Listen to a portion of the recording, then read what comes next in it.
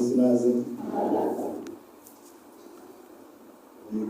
bikashema Imana ko twashishije kugira ngo zite izina ryayo kuri isabato ya mbere y'ukwezi kwa munani izina ry'Imana rirakibaye. Tunejejwe rero mu mwanya tubonye kugira ngo tugire amagambo tuganiraho. Ni amagambo y'ingenzi cyane Imana yandikishije kandi turatekereza ko tuzarushaho kugenda neza. Rero gahunda zose zawe reka mbikore nk'ababwiriza kugira bajye babikora. Turashimira gahunda zose zagenze neza guhera mu gitondo, guhera mu cyigisho cy'abakristo n'ubwo ntari ariko byanze bikunze byagenze neza. Kwiga indirimbo inshuti z'isabato akabuza byose byagenze neza kandi Imana yabibereyemo umugisha.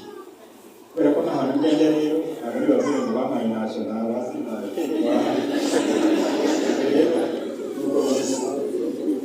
hanyuma rero ku batanzi igihe sengera hano yitwa Bunani Jean Paul. Sengera guhera 2010 no mu mpera maze imyaka igera kuri hafi 16. Tangiye kuhasengera n'umusore ndashaka umwaka ukurikiyeho tubyara umwana wa mbere tugenda kubyara wa kabiri maze mu makomfort akazajya ambwira ngo ariko umwana umwe w'ingwe ntabwo yari wa kabiri. None rero byaje gukunda n'uwa kabiri araboneka ntabwo rero umwana mu mutima mubi ntabwo nigeze mufata nabi pe ko nayo musore ntabwo tuvugiye nyine twarasabanaga cyane twavuganaga turi umutundi niyo ngingo twayigira agahita ambwira ngo umwana umwe w'ingwe yize. Nuko rero byaje gukunda barashimira Imana. Hanyuma rero turashimira n'abayobozi bahisemo kuri uyu munsi uza guhagarara hano kugira ngo ngire ibyo tuganira. Narakoze cyane ariko nyine nk'uko bisanzwe ndatekereza ko ibintu biri kuvuga abantu benshi batari bubikunde ariko mubyihanganire ayandi mahitamo kuvuga mfitemo amahitamo amwe gusa kuvuga ibyo ngomba kuvuga igihe mbonye umwanya wo kubivuga ntitaye ku buryo abantu bari bubyakiremo. Ubwo rero muze kubyihanganira.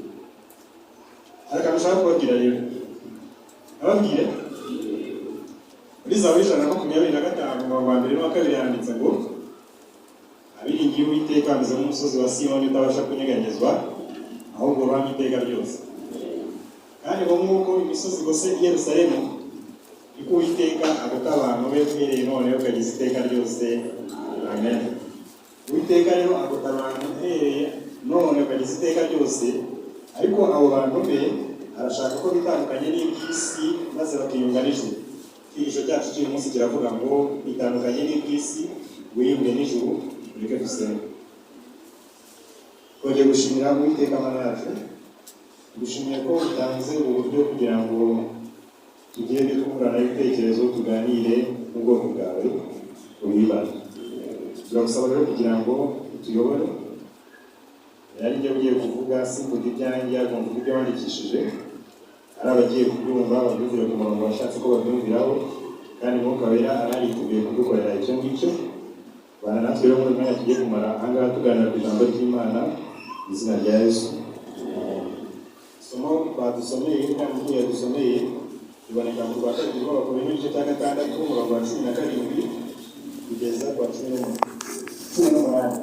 Aravuga ngo umukobwa uri hagati y'aba bandi bitandukanye n'uko Uwiteka avuga, kandi ntimugakore ku kintu gihumanye, nanjye nzabakira kandi nzababera so, namwe muzambere abahungu n'abakobwa, niko Uwiteka ushobora byose avuga. Uyu munsi rero Uwiteka no guhera na kera na kare ahora ashaka ko twitandukanya n'iby'isi kugira ngo twiyunge nawe turusheho kuba abana be nyakuri. Impamvu nta yindi ni uko igihe Kristo yadupfiraga ku musaraba icyo gihe twari tubaye ishyanga ryera, duhinduka abatambyi b'ubwami, duhinduka abantu Imana yarose kugira ngo twamamaze ishimwe ry'aduhamagaye.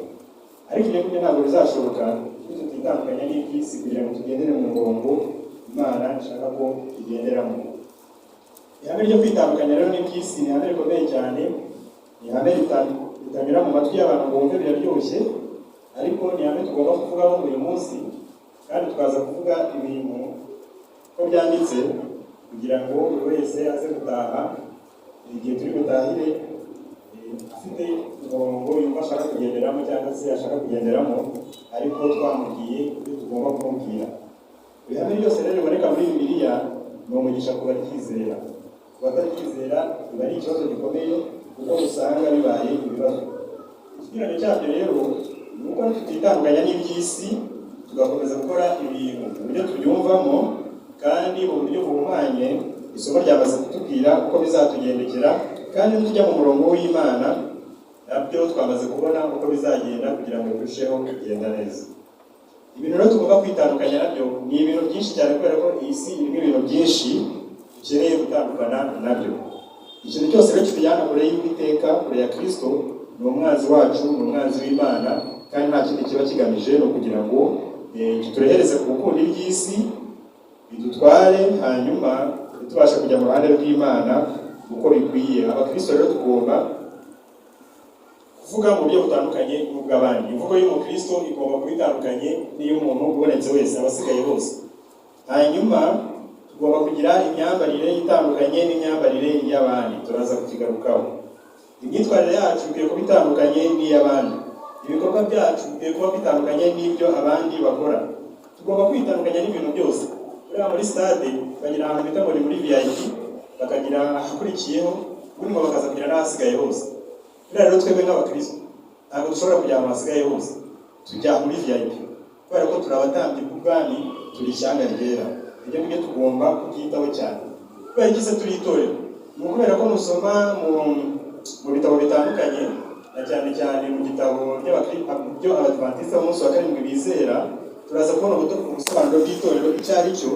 Tubone ko hari amagambo aturutse mu Kilatini cyangwa Ikigereki sivuga neza, atubwira Ecclesia, Kiliziya, kandi ibyo ngibyo bikaba bisobanura ko ari abantu bahamagariwe kuva mu by'isi kugira ngo baze. Niyo mpamvu isomo ryo mu Byahishwe tugira ko twahamagariwe gusohoka muri Babuloni. Amateka ashaririye ya Samsoni ndetse n'umwami Ahabu yashaririye kubera ko banze kwitandukanya n'iby'isi. Umurongo muzima bari bawuzi, ariko kubera ko batabashije kuwugenderamo ntabwo byabagendekeye neza. Samsoni wari umunyembaraga, ari witezweho kuzakora ibitangaza, nubwo yabikoze ariko byagiye bitagenda neza bitewe n'uko yagize intege nkeya mu kwitandukanya n'iby'isi bitandukanye, hanyuma akajya mu murongo Imana itashakaga cyangwa se itifuzaga ko ajyamo. Hanyuma rero kutitandukanya n'iby'isi bituma tugana mu byaha bitandukanye. Iyi ngingo imaze iminsi iganirwaho, ni ingingo mu byigisho by'ishuri ryo ku Isabato yagarutsweho cyane, byanangaje kubona ko byavuzweho cyane, nanjye aribyo nari nateguye, byanangaje cyane. Hanyuma rero kandi tugahamagarirwa kudasabana n'abanzi b'Imana bembi, hanyuma kugira ngo twihuze nabo muri gahunda zabo z'ubuyobe. Ibyo ngibyo umukristo ntabwo aba abyemererwa. Tugomba rero kwitandukanya, kandi kwitandukanya kuvugwa na Bibiliya kudusaba kutagira uruhare cyangwa gushyigikira ibikorwa byose birwanya Imana. Ibyo ni ibintu by'ingenzi tugomba kuzirikana. Hari n'umugisha kandi uzanwa no kwitandukanya n'iby'isi. Hari umugisha uzanwa no kwitandukanya na ba bandi batubwiye mu gice cya 6 cy'ubwa 2 b'Abakorino, kubera ko kwitandukanya nabyo tukitandukanya n'amahame apfuye.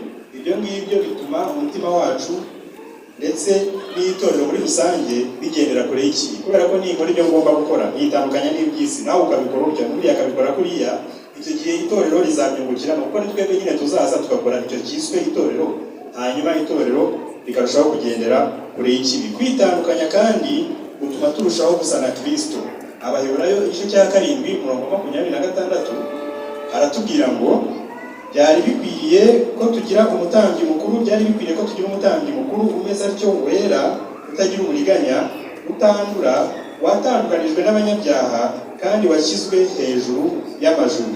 Abaheburayo igice cya 7:26 niko nguko havuga. Kandi tuzi ko nk'abakristo duhamagarirwa gusa na Kristo. Ntabwo rero byashoboka tutitandukanije n'ibyaha n'abanyabyaha nk'uko Kristo byagenze. Icya gatatu, kwitandukanya n'abatubaha Imana n'ibikorwa byabo bituma tunezezwa n'ijambo ry'Imana. Umunyezaburi yabivuze neza muri Zaburi ya 1 umurongo wa 1 kugeza ku wa 3, hahirwa umuntu udakurikiza imigambi y'ababi, ntahagarare mu nzira y'abanyabyaha, ntiyicarane n'abakobanyi.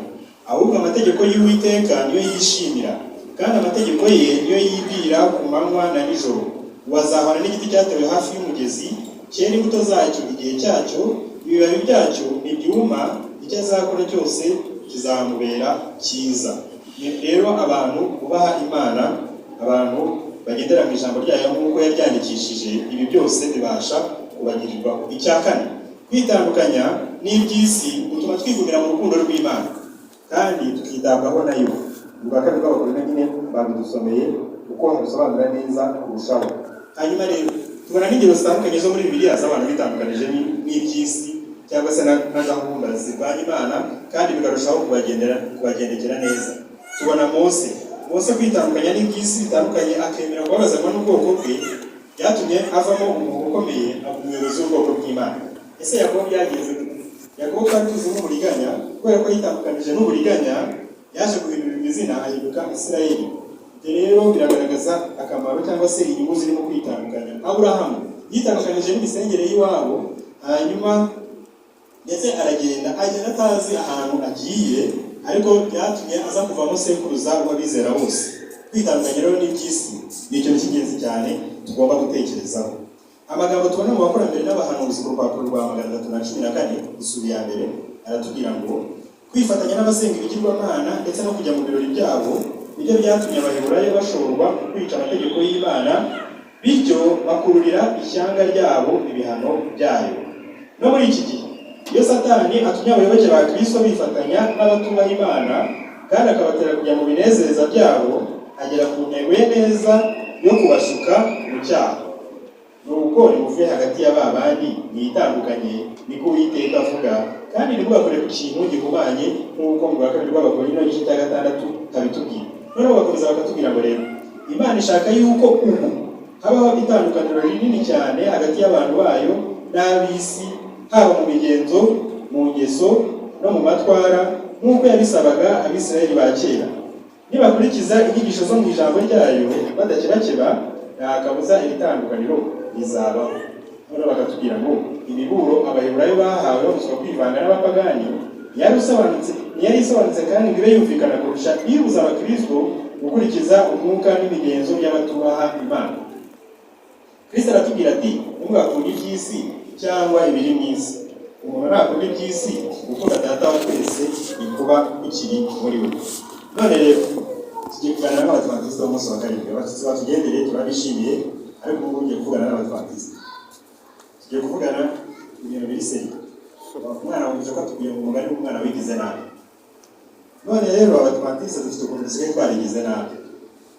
Hari ibintu tugiye kuvuganaho, hanyuma ubundi buri wese araza gufata icyemezo ku giti cye, kuko nyine buri wese afata icyemezo uko abyumva. Hari ibintu Abadiventisti b'umunsi wa karindwi uyu munsi kugira ngo bahamagarire kwitandukanya nabyo, kandi turabikora. Ikintu cya mbere nshaka ko twitandukanya nacyo ni ukugomera Imana kugira ngo dushimishe abantu.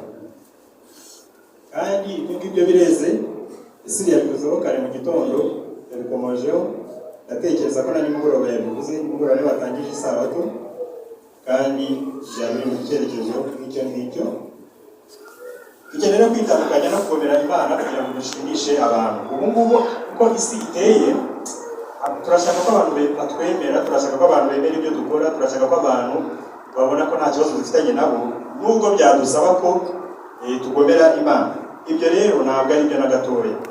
Niba ufite ibyo wasomye muri Bibiliya, ukaba ufite ibyo wasomye mu mwuka w'ubuhanuzi, nta mpamvu n'imwe igomba gutuma ushimisha umuntu kugira ngo ugomere Bibiliya. Impamvu tubikora turavuga ngo Imana ni inyembabazi, mu kanya turagenda niyunge nayo, ariko gukora icyaha nkana ni ibintu bibi cyane. Ntabwo rero gutinya amaso y'abantu kuvuga ngo baragira ngo iki kugira ngo ukunde wice amahame cyangwa se wice ibyo wigishijwe cyangwa ibyo wize ari ikintu gikwiye kuranga Umudiventisti w'umunsi wa karindwi. Tugomba rero kutirengagiza ibihamya dufite ndetse n'ibyo twasomye, ahubwo tugakora icyo Imana ishaka. Nibuke ko mu byigisho byo gusabato by'ikino cy'umweru amagambo asoza aho ahera y'ibindi byo kwiga no kuzirikana, Madame Betsia yayasomye, ngira ngo nawe yonyine yasomye mu byo kwiga no kuzirikana. Ari amagambo akomeye cyane, reka tubaze tuyasome. Niba mubona ko gukora ibintu bimwe na bimwe ufitiye uburenganzira bwuzuye bwo gukora bizabangamira iterambere ry'umurimo w'Imana, mureke gukora ibyo bintu. N'andi magambo uretse noneho na bya bintu dusaba kwitandukanya nabyo ni ibyiza twemerewe gukora bwa burenganzira bwacu bavuze, ariko tukaba tubona bizabangamira iterambere ry'umurimo w'Imana. Ibyo bintu turabireka. Ibyo ni ibintu twemerewe turi kubwirwa kureka. Ni ukuvuga ngo urugendo twagiyemo rugoye. ntabwo dusabwa kureka ibibi n'ibyaha gusa, ahubwo ngo n'ibyo twemereye mu gihe byabangama turabireka. Ni ikintu gikomeye cyane. Hanyuma ngo ntimukagire ikintu na kimwe mukora kizatuma intekerezo z'abandi zirwanya ukuri. Ibintu byose bishobora kuba byemewe, ariko siko byose bikwiriye, kandi ngo bibe bigira icyo byungura. Icya kabiri, aya ni amagambo aboneka mu bihamya by'itorero Korinto ya 9 mu rupapuro rwa 215, ariko mu rurimi rw'Icyongereza. Icya kabiri rero, ubushize igihe bababwiraga ngo mugende, abantu batanditswe amagabe z'abagende twe dusigare, batubwiye ibintu ngiye kubibiraho kubyo batubwiye ko tugomba kwambara neza, tukambara tukikwiza nk'abakristo, kandi tukaza hano kureba tumeze neza, cyane cyane abahaza n'ubwo n'abatahaza. Buriya umuntu abaye mu Baptiste umunsi wa karindwi bari umuvugabutumwa, abantu bose ugiye ahirengeye, abantu bose barakureba. None rero turi gusabwa kwitandukanya n'imyambaro n'imitako igamije kwishyira hejuru. Tugiye gusoma ibihamya, tugiye gusoma amagambo akomeye cyane. Igihe dukora ibyo ngibyo rero tugomba kwitandukanya n'imyambarire igaragaza ubwambure cyangwa ikangurirane. Abwira Abadivantiste b'umunsi wa karindwi, abwira abandi bose tumaze twumvikana hagati yacu, abandi nabo baraza kuza mu gihe cyabo cyangwa se bumvireho. Ntabwo tugomba kwambara imyenda igaragaza ubwambure cyangwa ikangura irari, kandi ari uburenganzira bwanyu, ariko nyine tumaze kubona ko n'ibyo twemerewe kubera ko niba bishobora kubangamira rwose tugomba kubireka. Hanyuma u Rwanda rwa Timoteyo igice cya 9 n'uwa 10 muzi ko hatubwira uko abagore bagomba kwitwara, ndetse no mu Rwanda rwa Petero igice cya 3 babigarukaho, bakatubwira ko ubwiza nyakuri buva ku mutima atari ku mitako mu buryo bwo kwiyambika. Hanyuma rero hano mfite amagambo ari mu gitabo cyitwa Uburezi. Imigisha ikomoka ku kwambara imyambaro ikwiriye. Imyambaro ikwiriye idasamaje kandi iboneye. Giye gusoma ni ku rupapuro rwa 203. Haba mu myambarire cyangwa mu bindi bintu byose, dufite inshingano yo guha umuremyi wacu icyubahiro. Arashaka ko imyambaro yacu ibiboneye kandi ituma tugira amagara mazima gusa, ahubwo anashaka ko ibidukwiriye idozwe neza kandi atari urukozasoni. Hepfo, tugomba guharanira kugaragara neza mu mirimo yo mu buturo bwera. Imana yatanze amabwiriza kuri buri kintu cyose cyerekeye imyambaro y'abakoreraga imbere yayo. Bityo rero twigishwa ko Imana ifite urugero rukwiriye kureberwaho mu bijyanye n'imyambaro abayikorera bagomba kwambara. Urahari hari amabwiriza asobanutse neza yatanzwe ku bijyanye n'amakanzu ya Aroni, kubera ko imyambaro ye yari ifite icyo gushushanya. Ni nako imyambaro y'abayoboke ba Kristo ikwiriye kuba ifite igishushanyo. Mu bintu byose tugomba kuba abantu bahagarariye Kristo.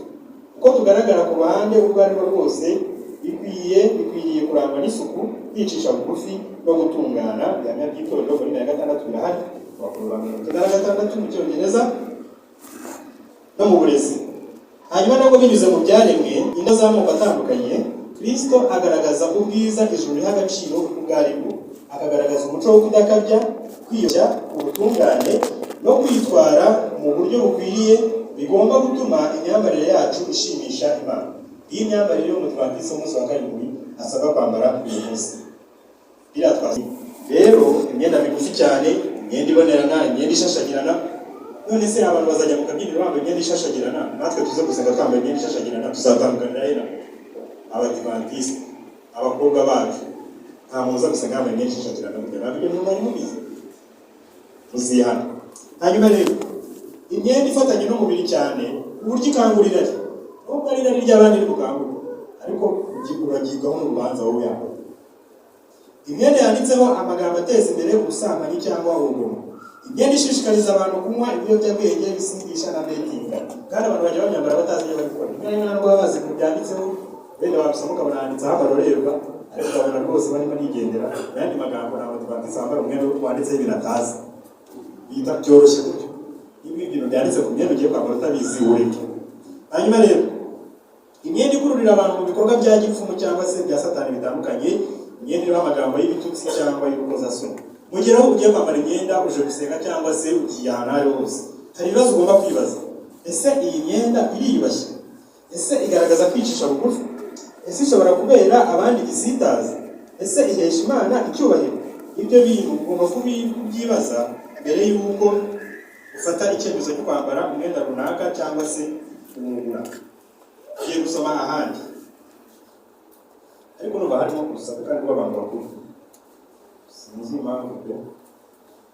Amayeri ya Satani rero n'ubundi ni mu burezi urupapuro rwa 206.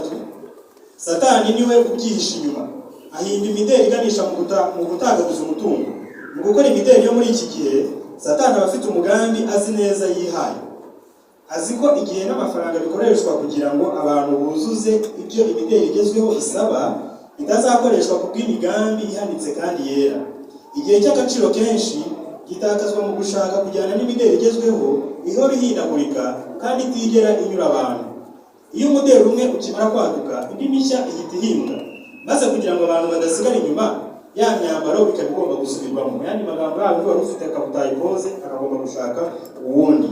Ngo uko niko abavuga ko ari abakristo bafite imitima yitanze igice bapfusha ubusa igihe cyabo, maze hafi y'imbaraga zabo zose bakazegurira gukorera isi. Bashiki bacu bahitamo ku bushake bwabo kwikorera uwo mutwaro utari ngombwa w'imideli. 1/2 cy'imitwaro yabo gituruka mu kugerageza gukurikira ibigezweho. Nyamara uwo mutwaro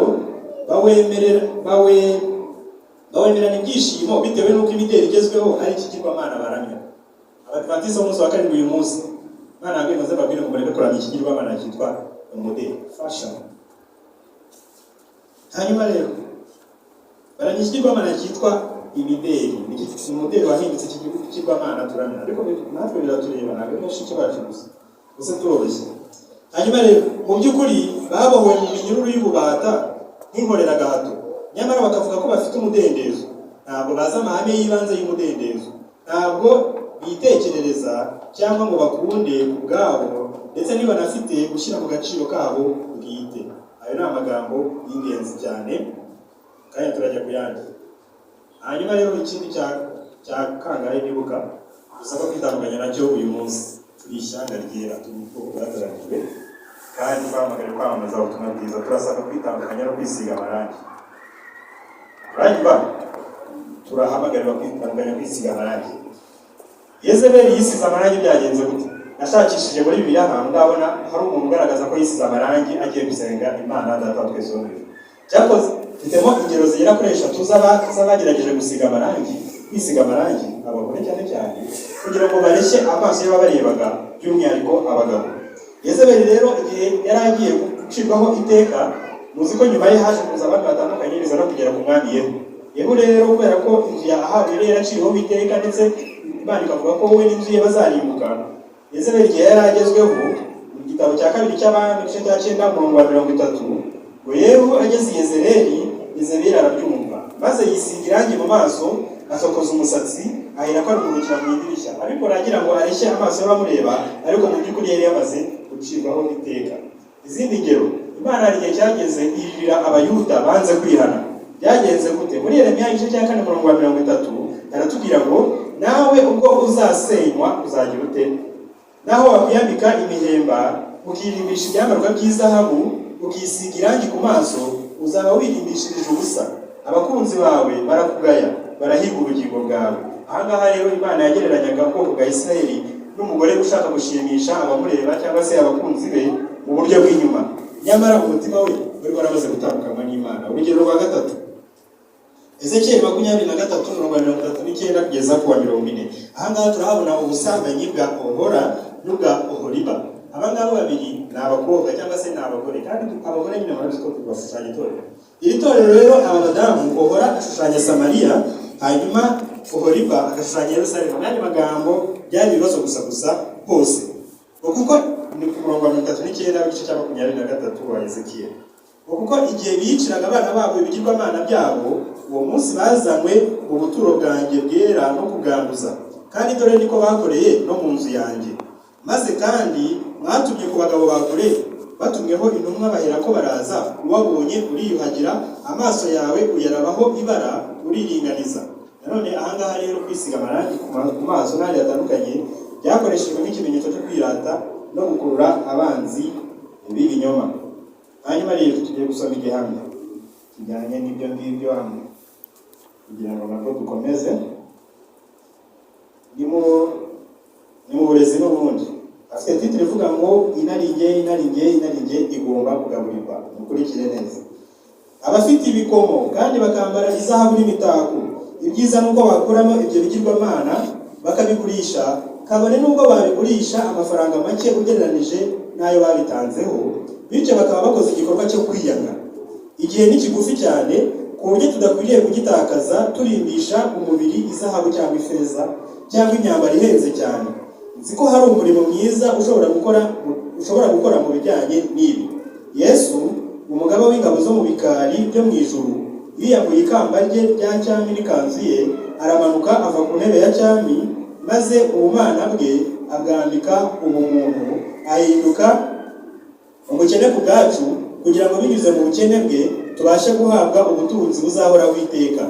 Nyamara abo Kristo yakoreye icyo yashoboraga gukora cyose wakize abarimbuka kurimbuka kw'iteka ryose, bumva bafite ubushake buke bwo kwiyima ikintu icyo ari cyo cyose bafitiye ubushobozi bwo kugura. Yandi magambo, ikintu cyose dufitiye ubushobozi bwo kugura ntabwo tukigura. Umwami wacu agiye kugaruka vuba, kandi araza azanye ingororano kugira ngo agororere umuntu wese ibikwiriye ibyo yakoze. Gerageza kubwira abantu ko dukoresha amafaranga y'Uwiteka kugira ngo turangize umurimo w'ingenzi cyane ushobora gukorwa binyuze mu kuzinukwa no kwitanga, buri wese ku giti cye agakora uruhare rwe ruto. Bashobora gukora byinshi byisumbuyeho, bityo ayo masoko mato azarema imigezi itemba yerekeza mu ijuru. Tugiye ku gisa n'igiheruka tugomba kuvugaho uyu munsi. Tugiye kuvuga ku ndirimbo z'Abadivantisiti b'umunsi wa karindwi. Amakorali y'abaririmbyi nta mbabazi basaba, ariko ndabivuga kandi birababaje, dusigaye turirimba nabi. Duruka abaririmbyi musigaye muririmba nabi, ntabwo mvuze wari mu abaririmbyi muri rusange baririmba mu makorali musigaye muririmba nabi, ntabwo natinya kubivuga. Kubera iki? Kubera ko ntabwo mushaka kwitandukanya n'ibyiza. Tuvuga ko indirimbo muri bari zo kuramya Imana, ariko muraza bakora ibintu bitandukanye n'ibyo kuramya Imana. Urubyiruko ruri hano, kimwe mu byaduka byo mu minsi y'imperuka ni ukuvuza ibikobwakobwa mu bitambo. Abadivantisiti ntabwo bavuze ibikobwakobwa iyo turi mu gitambo. Iyo hari umuntu utangaye kandi barabivuze, zaba ibikodinga bibumvishe se, ntabwo tuvuze ibikobwakobwa mu gitambo, ntabwo tubivuza. Nagize ngo nakabije. Rero kandi bikunda gukorwa n'urubyiruko. I'm sorry to say that. Ndagira ngo mpamagarire urubyiruko rw'Abadivantisiti b'umunsi wa karindwi, kubera ko mufite ikibazo cyo kuba mudasoma ibitabo by'umwuka w'ubuhanuzi, mukora ibintu byose mwabonye mu macancezi atandukanye mukabizana hano. Iri torero rero rifite umurongo rigenderaho, ntawe uzagusohora ibyo mu mubiri. Ntabwo tuvuze ibikobwakobwa mu gitaramo, tuba twaje mu gitaramo cyo guhimbaza Imana. Noneho iyo twumvisha amagambo dukoze ku mutima, nk'ayo tumaze kumva mu kanya, mwumvisha ari amagambo umuntu yarateguye, ntabwo nagiye nyandika ngo ntabwo yahita yibuka, ariko yari amagambo meza. Hanyuma twakumva ari byiza kubera ko ari ibintu byo guhimbaza Imana, tukavuga amen. Ariko ntabwo dusamara ngo tuvuze ibikobwakobwa ngo tubere, ntabwo twaje gufana hano imipira, twaje kurana. Please tubabarire. Hanyuma rero aya magambo yarakomeye cyakoze noneho Mana, ariko si wayanditse, niyo mpamvu numva akabazo bifite byose. Abaririmbyi rero, abahimbyi b'indirimbo, abacuranzi, Mucyo ndakubwira, Patrick ari hafi, n'abandi bacuranga indirimbo, ubutumwa n'ubwanyu. Uravuga ngo aya magambo, ubutumwa bwatoranyijwe ku gitabo cya kabiri, kuririmba kwagizwe umutego.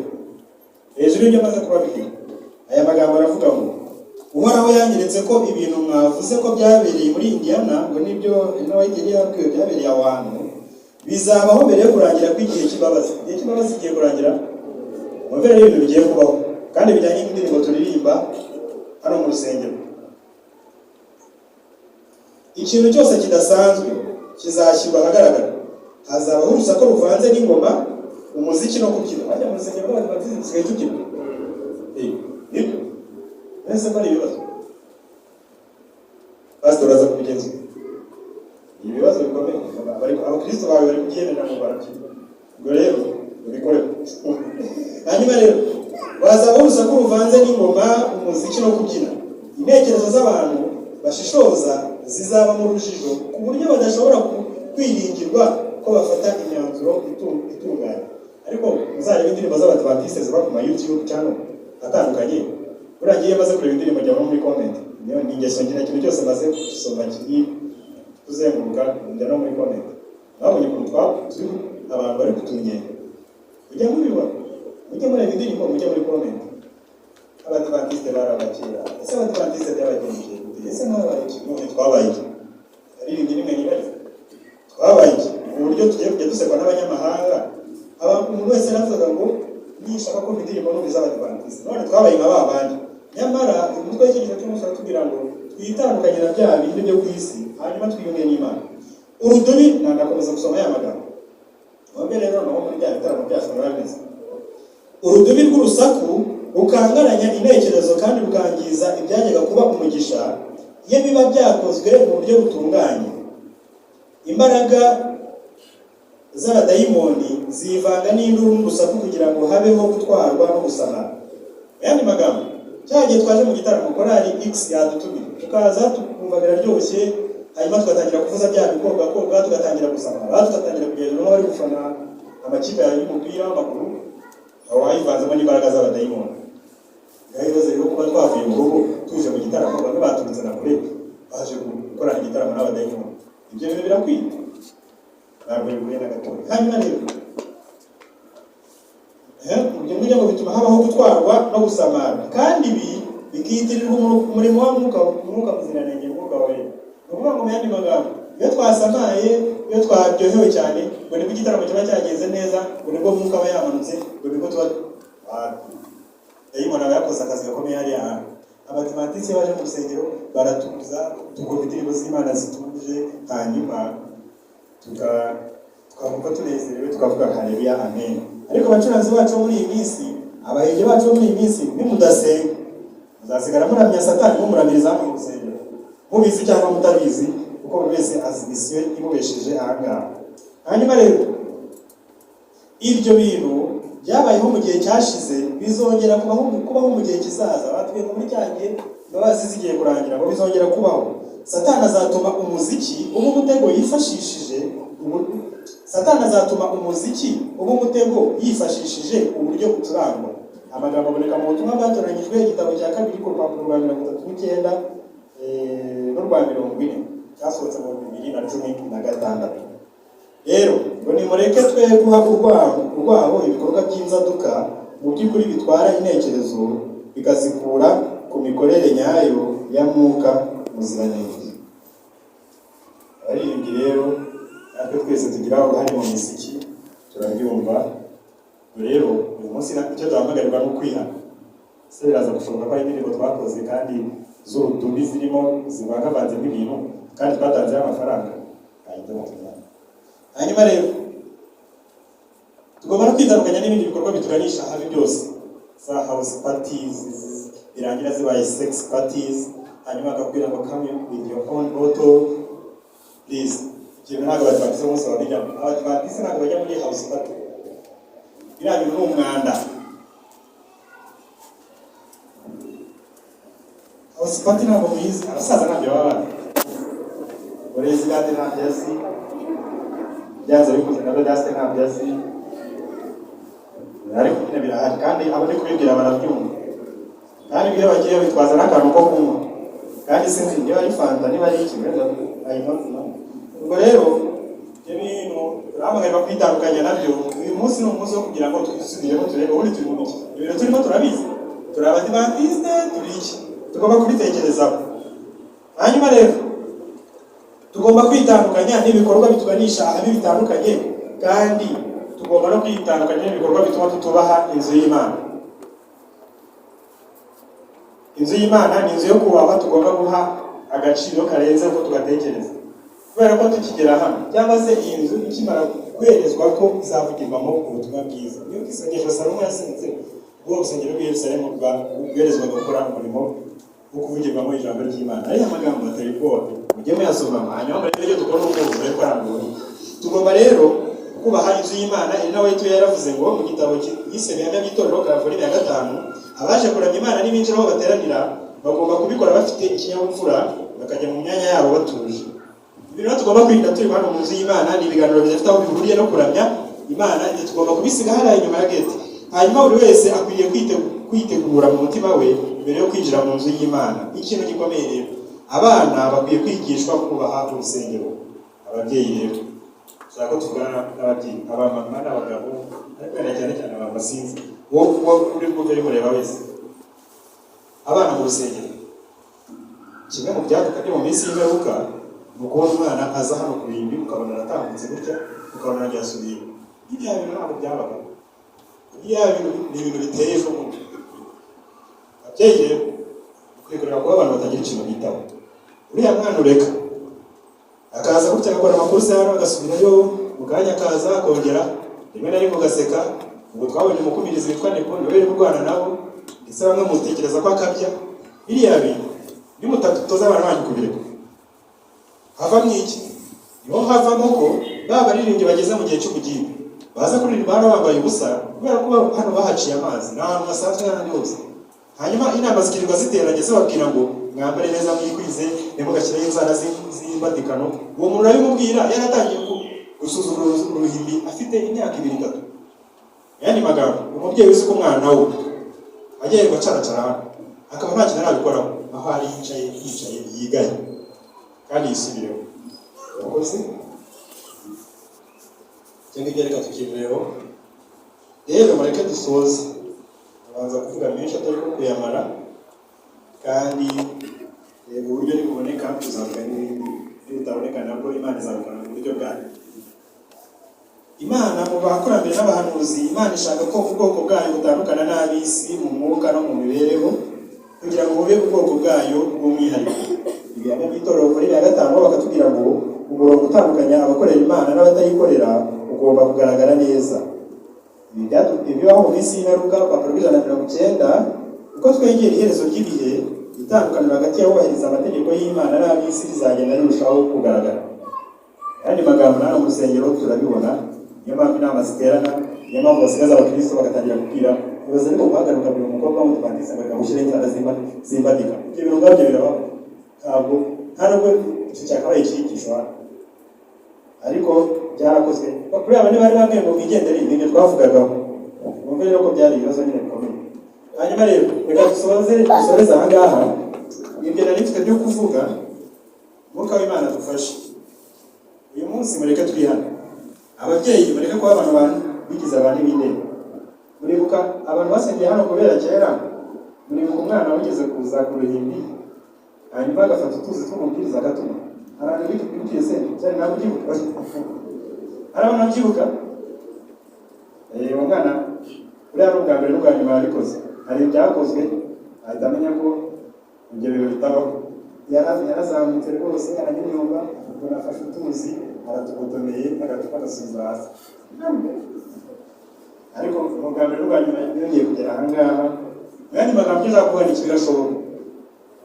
Birashoboka ko twabikora hamwe no dufatanyije n'Imana no gusenga, hanyuma ibyo byose bigashoboka. Ubona komerekeje yihangane, amahitamo yanifite nayangane. Ariko twihane, abaririmbyi mwihane, ababyeyi mwihane, abakristo twihane, twitandukanye n'iby'isi kugira ngo twiyunge n'ijuru, kubera ko igihe cy'imbabazi kigiye kurangira, kandi nikirangira ntabwo umwanya wo kuvuga ibindi uzaboneka. Uwiteka abahire, ukomeze kugira isabato nziza. Amen. Patrick, ngwino turirimbe.